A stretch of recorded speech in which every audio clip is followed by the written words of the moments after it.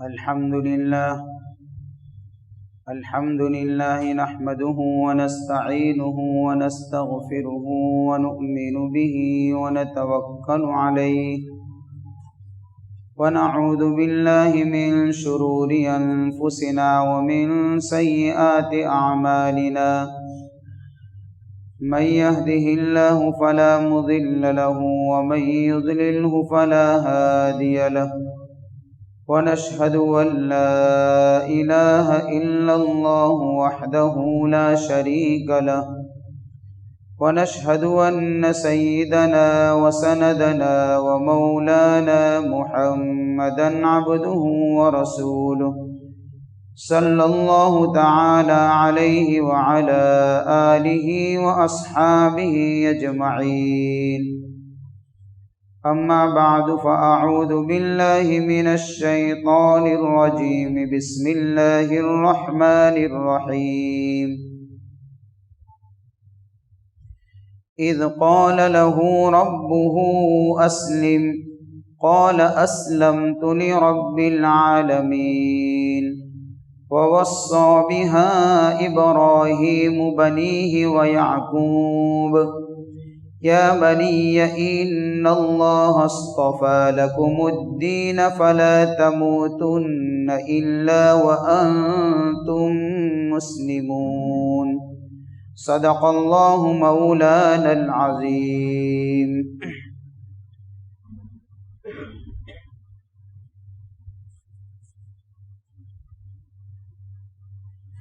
اذ قال له ربه، جبکہ ان سے یعنی ابراہیم علیہ السلام سے ان کے رب نے کہا اسلم، فرما بردار بن جائیے۔ قال، تو ابراہیم علیہ السلام نے کہا اسلمت لرب العالمین، میں رب العالمین کا فرما بردار بن گیا۔ ووصى بها ابراہیم، اور اسی کی وصیت کی ابراہیم علیہ السلام نے بنی ہی اپنے بیٹوں کو، و یعقوب، اور یعقوب علیہ السلام نے، یا بنی، اے میرے بیٹو، ان اللہ اصطفیٰ، بے شک اللہ نے پسند کیا ہے، لکم، تمہارے لیے، الدین، دین کو یعنی دین اسلام کو، فلا تموتن، بس تمہاری ہرگز موت نہ آئے، الا وانتم مسلمون، مگر یہ کہ تم مسلمان ہو۔ یہ ہے سورۃ البقرہ، آیت نمبر 131 اور آیت نمبر 132۔ اللہ تعالیٰ نے آیت نمبر 31 کے اندر اسلام کے مفہوم اور معنی کو بیان فرمایا ہے۔ اس کے اوپر کی آیت کے اندر بات آئی تھی کہ ملت ابراہیم یعنی اسلام سے اعراض تو وہی آدمی کر سکتا ہے جو بیوقوف قسم کی سمجھ رکھتا ہو، نادان ہو اور حق بات کے سمجھنے کی اس میں صلاحیت ہی نہ ہو، تو ایسا ہی آدمی ہوگا ملت ابراہیمی سے اعراض کرنے والا۔ تو جس ملت ابراہیمی کا ذکر اوپر کی آیت میں ہوا، جس کو اسلام کہا جاتا ہے، اس اسلام کا معنی کیا، اس اسلام کا مفہوم کیا؟ تو اللہ تعالیٰ نے اس آیت نمبر 31 کے اندر اس اسلام کے معنی کو بیان کیا ہے۔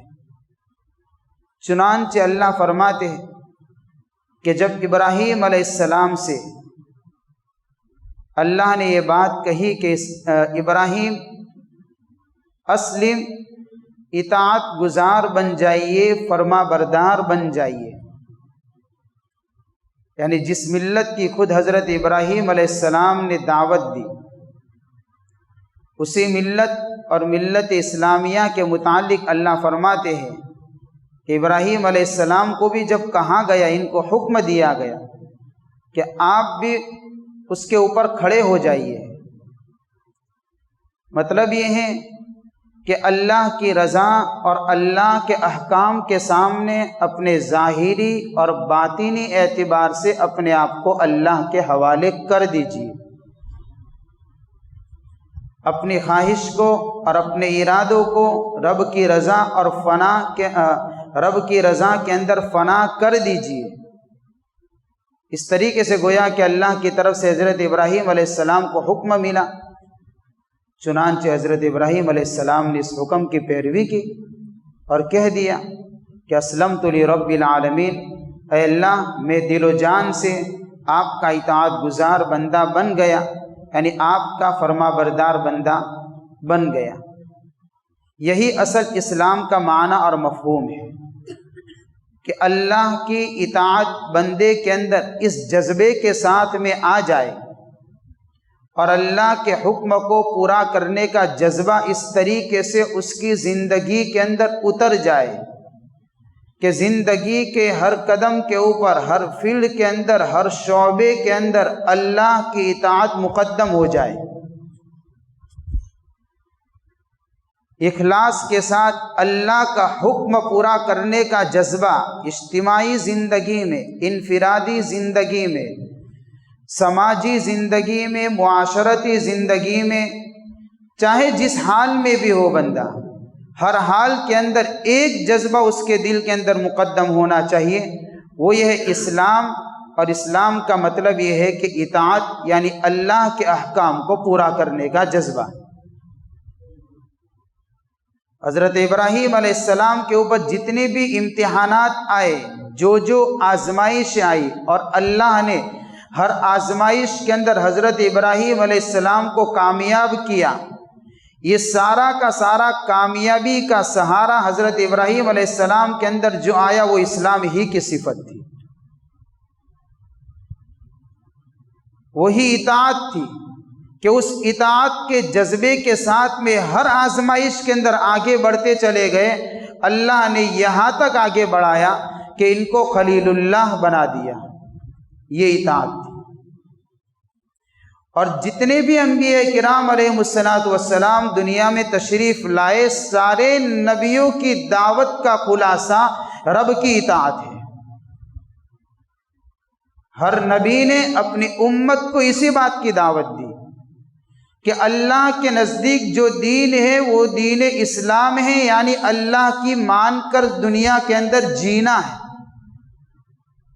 اور اللہ نے بھی قرآن میں اسی بات کو کہا ہے، ان الدین عند اللہ الاسلام، کہ دین کیا ہے؟ وہ اسلام ہی تو ہے. اللہ کو مان کر جینے کا نام یہی تو دین ہے. وَمَن يَبْتَغِ غَيْرَ الْإِسْلَامِ دِينًا فَلَن يُقْبَلَ مِنْهُ، جو اسلام کے جذبے سے خالی ہوگا اور صرف دین کرے گا تو زبانی دین کا دعویٰ کرنے سے دین پیدا نہیں ہوتا. اصل دین تو مان کر چلنا ہے. اطاعت ہر زندگی کے ہر قدم کے اوپر آ جانی ہے، یہ اصل اطاعت ہے.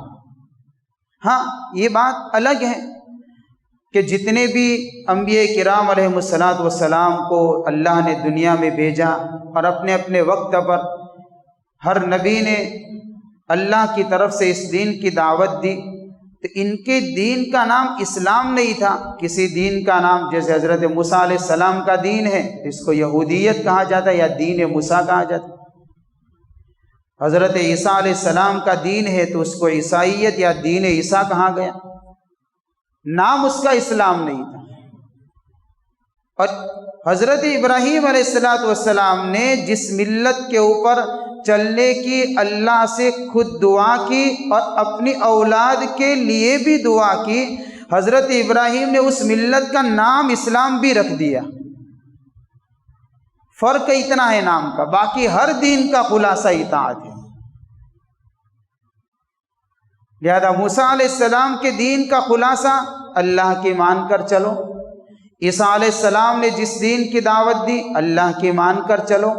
اسی طریقے سے جتنے بھی انبیاء کرام علیہ السلام دنیا میں تشریف لائے، سارے نبیوں نے امت کو یہی کہا، اطیعوا اللہ و اطیعوا الرسول، اللہ کی مانو وقت کے نبی کی بات کو مانو.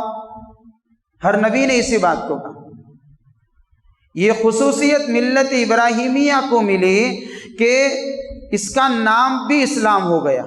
اس ملت کا نام ملت اسلامیہ اور اسلام ہو گیا.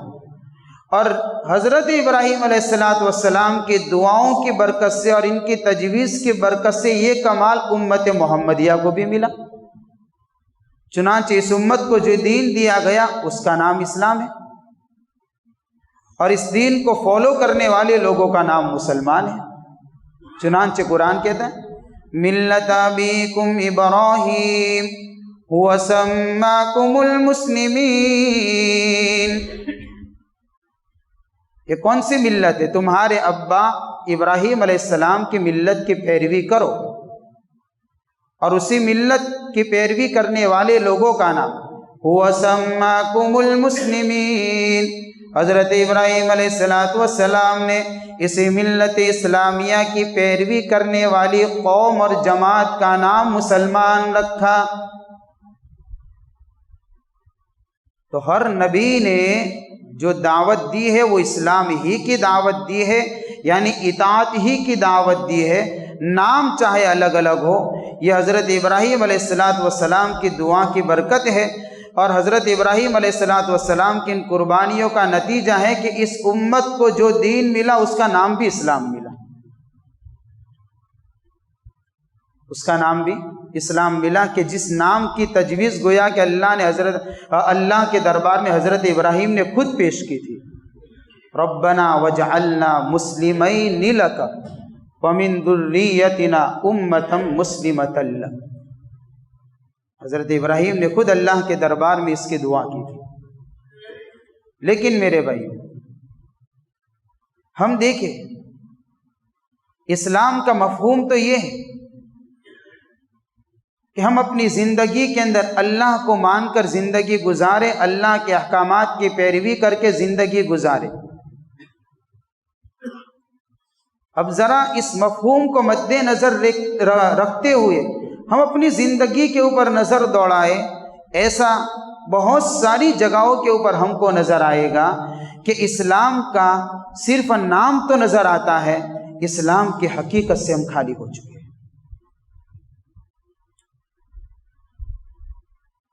اس کا تو معنی ہی یہ تھا کہ ہم مان کر چلنے والے بنے، رب کی مانے، رسول اللہ صلی اللہ علیہ وسلم کے مانے، اطاعت ہمارے ہر عضو سے ٹپک رہی ہو، ہمارا اٹھنے والا ہر قدم اس اطاعت کی گواہی دے رہا ہو. لیکن آج یہ جذبہ ہماری زندگیوں کے اندر سے نکلتا چلا جا رہا ہے. کیا نتیجہ نکلا اس کا؟ اس جذبے کے نکلنے کی وجہ سے نتیجہ یہ نکلا کہ ہم اپنے اغراض اور اپنے خواہشات کے غلام بن گئے. ماننی تو تھی اللہ کی، لیکن ہم ماننے لگے نفس کی، ہم ماننے لگے اپنے مطلب کی، ہم ماننے لگے اپنے غرض کی. اس لیے روایتوں میں آتا ہے یأتی علی الناس زمان، ایک وقت آئے گا لوگوں کے اوپر کہ لا یبقى من الاسلام الا رسم، اسلام کی حقیقت باقی نہیں رہے گی، صرف رسم نام کی چیز رہ جائے گی. یہ آیت ہمیں سبق سکھا رہی ہے کہ نہیں، یہ کافی نہیں ہے، اس حقیقت کو زندگیوں میں اتارنا ہے، ہمارے دل و دماغ کے اندر اتارنا ہے، اس جذبے کو ہماری زندگیوں میں پیدا کرنا ہے. یہی تو وہ جذبہ اطاعت تھا کہ اللہ نے حضرت ابراہیم علیہ السلام کو خلیل اللہ بنایا. یہی تو وہ جذبہ اطاعت تھا کہ اللہ نے امام الانبیاء سرور کونین صلی اللہ علیہ وسلم حضرت محمد مصطفیٰ صلی اللہ علیہ وسلم کو اسی جذبہ اطاعت کی برکت سے ابدیت کے اونچے مقام پر پہنچایا. یہ بہت بڑا اسٹیٹس ہے، اللہ کا بندہ بن کر زندگی گزارنا. یہ رتبہ معمولی نہیں ہے. ولایت کے جتنے بھی مراتب ہیں وہ اطاعت کے بعد پیدا ہوتے ہیں. کہ جس کی زندگی میں اطاعت ہوگی، اب جو جتنے اطاعت کے جذبے کے ساتھ میں چلے گا، اللہ اس کو اسی جذبہ اطاعت کی برکت سے یعنی کہ اس کے اندر عبدیت پیدا کریں گے، اللہ کا بندہ بننے کی صفت پیدا کریں گے۔ ابھی ہم جو بنے ہوئے ہیں وہ عبد الدرہم والدینار بنے ہوئے ہیں کہ ہم کیسے کس کے بندے بن گئے؟ ہم نفس کے بندے بن گئے، پیسوں کے بندے بن گئے، دولت کے بندے بن گئے اور دنیا کے بندے بن گئے۔ یہی وجہ ہے کہ بہت سی مرتبہ آدمی پیسہ دیکھ کر اللہ کے احکام کی نافرمانی کرنے لگتا ہے۔ یہی تو عبد الدینار ہے، یہی پیسوں کا تو پاور ہے کہ بہت سی مرتبہ اللہ کے حدود کو مد نظر نہیں رکھا جاتا اور ان پیسوں کو یا تو ناجائز جگہ سے حاصل کیا جاتا ہے یا پھر ناجائز جگہ کے اوپر لگایا جاتا ہے۔ یہی تو عبد الدینار ہے، یہی تو عبد الدرہم ہے۔ حالانکہ نام کیا ہے؟ نام مسلمان ہے، لیکن اپنی زندگی کے احوال کے اوپر غور کرے، کیا یہ جذبہ ہماری زندگیوں کے اندر آیا میرے؟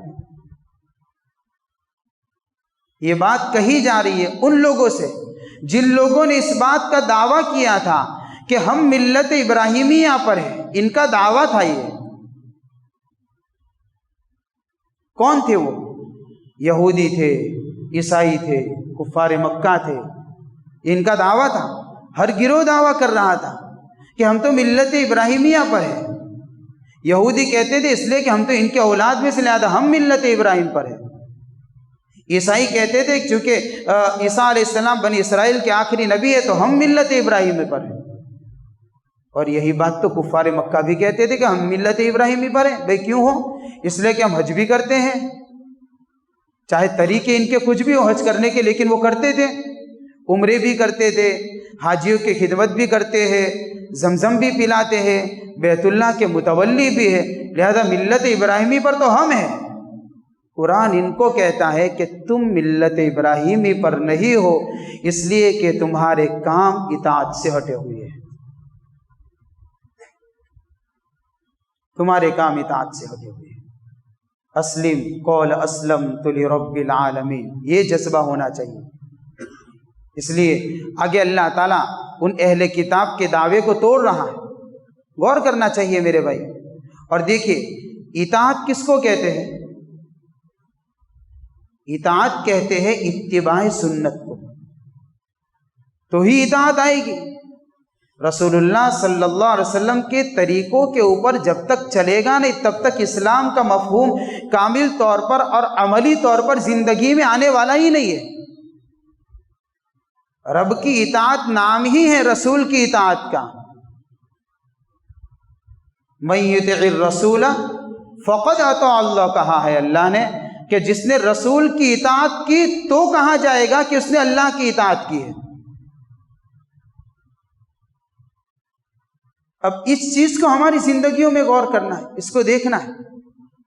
اس لیے قرآن میں اللہ فرماتے فَلَا وَرَبِّكَ لَا يُؤْمِنُونَ حَتَّى يُحَكِّمُوكَ فِي مَا شَجَرَ بَيْنَهُمْ ثُمَّ لَا يَجِدُوا فِي أَنفُسِهِمْ حَرَجًا مِّمَّا قَضَيْتَ وَيُسَلِّمُوا تَسْلِيمًا۔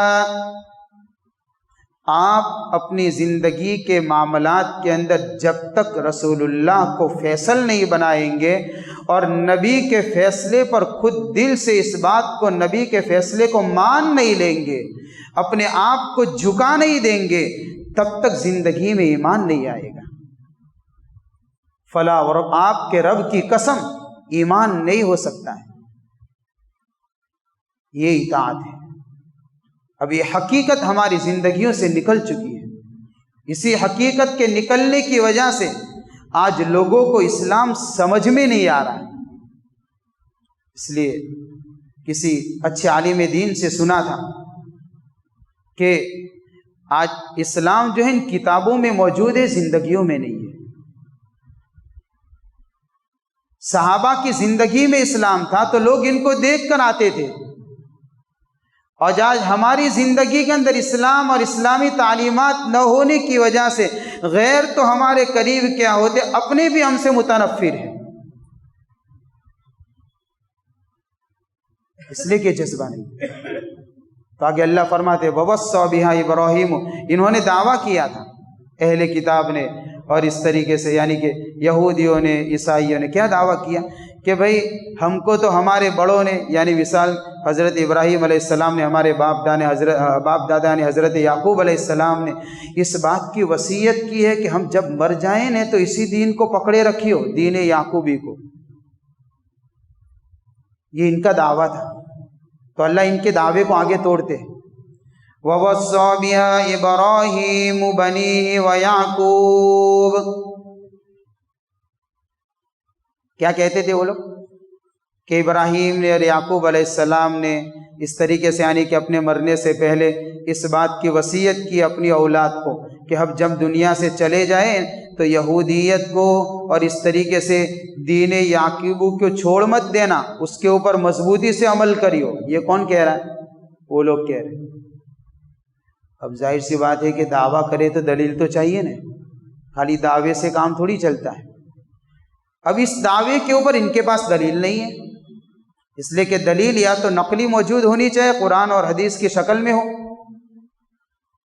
ان کی کتابوں میں ہو، اللہ کے کلام میں ہو ایسی کوئی دلیل کہ ان کو یہ بات کہی گئی ہو کہ بھئی تم دین یعقوبی کے اوپر مضبوطی سے جمے رہنا، اس کو چھوڑنا مت۔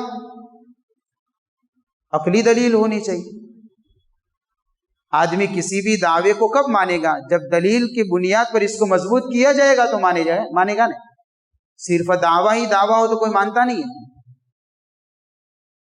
بھئی جیسے کہ آپ کے پاس اللہ نے عقل دی ہے اور آپ آگ جل رہی ہے آگے، تو ہم اس میں پیر نہیں ڈالیں گے، کیونکہ اللہ نے اتنی سمجھ دی ہے، اتنی عقل دی ہے کہ بھئی جو اس میں پیر ڈالے گا، ہاتھ ڈالے گا، انگلی ڈالے گا، جلے گا۔ ہم کانٹوں پر نہیں چلیں گے، اس لیے کہ سمجھ ہے انسان کو کہ بھئی کانٹوں پر چلے گا تو پیر زخمی ہوں گے۔ تیز بہاؤ چل رہا ہے، ندی کے اندر پانی چل رہا ہے اور آپ اس کے اندر چھلانگ نہیں لگائیں گے بھئی، کیوں کہ آپ کے پاس سمجھ ہے کہ بھئی اتنے تیز بہاؤ کے اندر اگر نہانے کے لیے کودوں گا تو میں خود بہہ جاؤں گا۔ سمجھ ہے، عقل ہے، آدمی کی عقل بھی اس کی رہنمائی کرتی ہے۔ اب انہوں نے جو دعویٰ کیا اس دعوے کے اوپر نہ ان کے پاس ایسی کوئی دلیل ہے، اس لیے کہ یہ بات تو کہیں بھی نہیں ملی اور آج تک ہم نے نہیں دیکھی کہ اللہ نے ایک نبی کو بھیجا، اس کے بعد جب اللہ نے دوسرے نبی کو بھیجا تو کہیں یہ بات ملتی ہو کہ بھئی تم اب اگلے نبی کی بات مت مانیو نا، ایسا کہا ہو، یا اس نبی کی بات مت مانیو، اگلے نبی جو کہیں وہی بات کے اوپر چلیو۔ یہ آج تک نہیں ہوا ایسا۔ تو عقل بھی اس بات کو تو تسلیم نہیں کرتی ہے۔ بھئی بادشاہ اپنے کسی سفیر کو کسی جگہ کے اوپر بھیجے کوئی پیغام لے کر، وہ سفیر نے دوسری جگہ کے اوپر جہاں بھیجنا تھا بادشاہ کا پیغام پہنچا دیا، پھر ضرورت پڑی تو بادشاہ نے دوسرا کوئی پیغام بھیجنا تھا تو دوسرے سفیر کو بھیجا۔ تو دوسرے سفیر کو بھیجنے کا یہ مطلب تھوڑی ہے کہ پہلے سفیر کو ٹھکرا دو، پر دونوں کی بات کو اس کو سامنے والے کو ایکسیپٹ کرنا ہے، دونوں پیغام بادشاہ کے۔ تو اس بات کو تو عقل بھی تسلیم نہیں کرتی ہے کہ ان کے پاس کوئی ایسی عقلی دلیل بنتی ہو کہ جس کی بنا پر یہ لوگ یہ دعویٰ کر سکے کہ ہم کو تو دین یعقوبی پر ہی چلنے کا حکم دیا گیا ہے، ہمیں تو بعد والے دین کے اوپر چلنے کی کوئی بات ہی نہیں کہی گئی، ایسے کوئی دلیل ہی نہیں ہے۔ اس لیے کہ عقل اس بات کو اچھا قرآن کے اندر بھی ایسی کوئی آیت نہیں، بلکہ قرآن کے اندر اوپر سے یہ آیت ہے کہ اللہ تعالیٰ نے اگلے نبیوں کو اور اگلے رسولوں کو اس بات کا گویا کہ ان سے رسولوں سے عہد لیا تھا کہ میرے آخر الزمان نبی دنیا میں تشریف لانے والے ہیں، جب تم ان کو اپنے زمانے میں پاؤ، یعنی اگر وہ تشریف لے آئے تو تمہاری بھی ذمہ داری بنے گی کہ تم بھی میرے آخر نبی پر ایمان لاؤ۔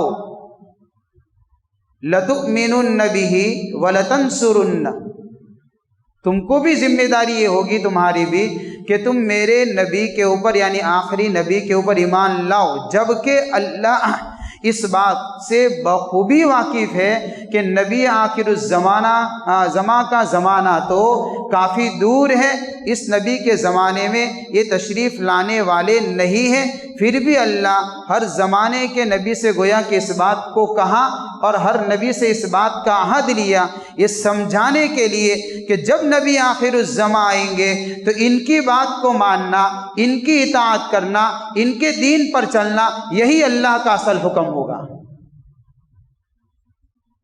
ورنہ اللہ جانتے تھے کہ بھئی میرے نبی جو آخری آنے والے ان کا زمانہ کتنا دور ہے، یہ اس نبی کے زمانے میں آنے والے نہیں ہے، لیکن ہر نبی اپنی قوم کو یہ بات بتاتے جائے، جب بھی جائے تو یہ بات بتاتے جائے، اور اللہ کی بات سندن کرتے کرتے اس طریقے سے نبی آخر الزماں تک پہنچے کہ حضور کے زمانے میں پھر جو لوگ موجود ہو ان کے سامنے یہ بات واضح طور پر کھل کر آئے کہ بھئی اگلے ہر نبی نے اس بات کا حکم دیا ہے کہ جب بھی آخر الزماں نبی تشریف لائے تو ان کی بات کے اوپر چلنا اور ان کی اطاعت کرنا اور ان کے حکموں کو پورا کرنا، اس وقت یہی دین ہوگا۔ تو دلیل تو ان کی نہیں ملتی ہے، دلیل تو اوپر سے یہ امت حضور پاک صلی اللہ علیہ وسلم کی دین کی اطاعت کی دلیل مل رہی ہے، ان کے پاس تو نہ عقلی دلیل ہے نہ نقلی دلیل ہے۔ اب انہوں نے دعویٰ کیا کہ یا بنی